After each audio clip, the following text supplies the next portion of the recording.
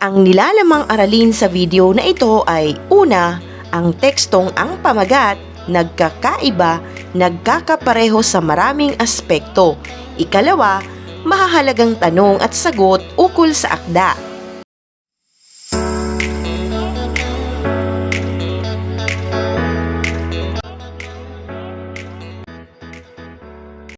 Narito ang salaysay ng tekstong nagkakaiba, nagkakapareho sa maraming aspekto. Isa ang India sa mga bansang nasa Timog Asya. Hindi lingid sa karamihan na ang bansang ito ay may napakaraming tradisyon. Halos sa loob ng 4,000 taon ay tila hindi nagbago ang mga kinagis ng tradisyon ng mga Hindu. Ang mga ito ay pumukaw sa interes ng mga dayuhang manlalakbay. Nagtatanong, nagtataka kung ano nga ba ang ibig sabihin ng mga ito. Halimbawa, ang namaskar o namaste ay ang pinakatanyag na uri ng pagbati ng mga Hindu. Ito ay parehong isinasagawa kapag bumabati sa pagdating o kaya ay namamaalam. Pinagdaraup nila ang kanilang dalawang palad at inilalagay sa ibaba ng mukha. Samantala, kabilang naman sa Silangang Asya ang bansang Singapore. Dati itong kabilang sa bansang Malaysia, ngunit nagsarili lamang noong 1965. Iba-iba ang nasyonalidad at kultura ng mga naninirahan sa bansang ito. Subalit, lahat ay may kalayaan sa wika at sa relihiyon upang magkaroon ng pagkakaisa. Iginagalang ng bawat isa ang paniniwala ng iba, kaya kahit magkakaiba ang paniniwala ng mga Singaporean, hindi ito naging hadlang sa kanilang pag-unlad. Sa halip na magkawatak-watak, humanap sila ng paraan upang makita ang magagandang katangian ng kanilang kultura para mapaunlad pa ang kanilang bansa. Bukas na bukas sa pagbabago at kaunlaran ang bansang ito, kaya maraming dayuhan mula sa mayayamang bansa ang nangangalakal dito kahit pa mahigpit ang pagpapatupad ng kanilang mga batas. Mahigpit na sinusunod ng lahat ang mga batas, maging ng mga mamamayan o ng mga dayuhan man.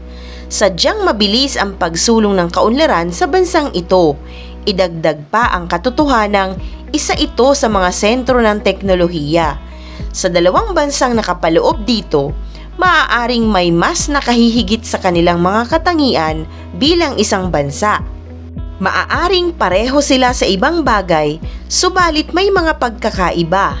Halimbawa, higit na mas mabilis ang pag-unlad ng isa sa isa. Lalong maraming tradisyon ang isa sa isa. Parehong maunlad sila pagdating sa wika at pareho itong kabilang sa bansang Asya. Nagkakaiba man sa maraming bagay, nagkakatulad naman sa ibang aspekto. Iyong napakinggan ang tekstong nagkakaiba, nagkakapareho sa maraming aspekto. Dumako naman tayo sa ikalawang bahagi, ang mahahalagang tanong at sagot ukol sa tekstong binasa. Unang tanong, sa anong aspekto naiiba ang bansang India sa bansang Singapore ayon sa teksto?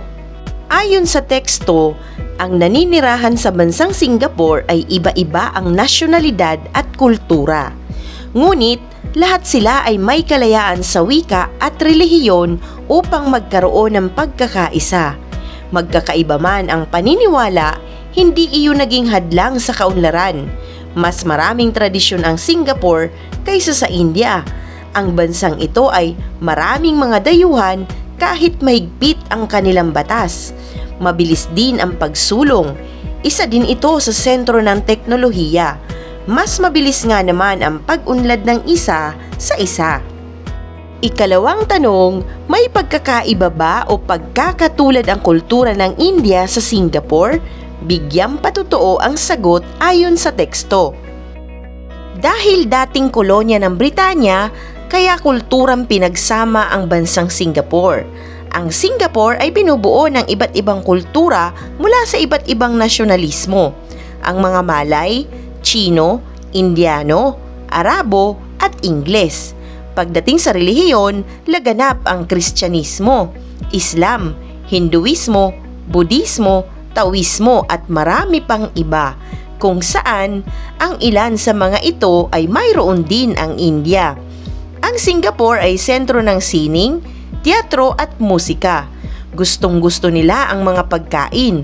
Maraming mapagpipilian dahil na rin sa mga mamamayang nagmula sa iba't ibang bansa at estado. Ito ay nakatatak na sa kasaysayan at tradisyon ng bansa. Bagamat isa ang bansang ito sa nangunguna sa kaunlaran sa Asya, ang Singapore ay malaki ang paggalang sa kalikasan. May mataas ding kalidad ang edukasyon. Nangunguna din sa teknolohiya. Katulad din sa India, ang teknolohiya ay isa sa maipagmamalaki nila. Isang mahalagang aralin muli ang iyong napanood. Maraming salamat sa panonood sa channel na Aralin sa Filipino. Huwag mag-atubiling mag-comment ng inyong tanong, suggestions o paglilinaw ukol sa aralin. Munting kahilingan sa iyong kaibigan, paki-like, share and subscribe para updated ka sa mga susunod pang bagong video ng Aralin mo sa Filipino.